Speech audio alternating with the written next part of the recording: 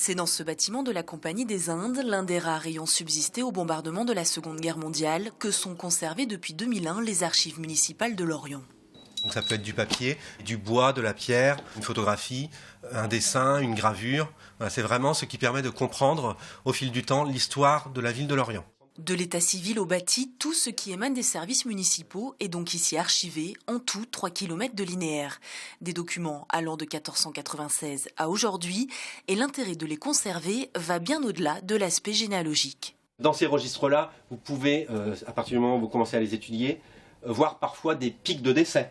Donc là, on commence à se poser des questions, il peut y avoir des épidémies, mais il y a également ce qui va apparaître dedans, des informations sur les personnes, avec comme les professions par exemple. L'origine des personnes, d'où ils viennent, parce que au début il n'y a pas de Lorient, mais pour que Lorient augmente, il y a bien des déplacements de population. Collecter, classer, conserver et communiquer sont ainsi les missions des archives municipales.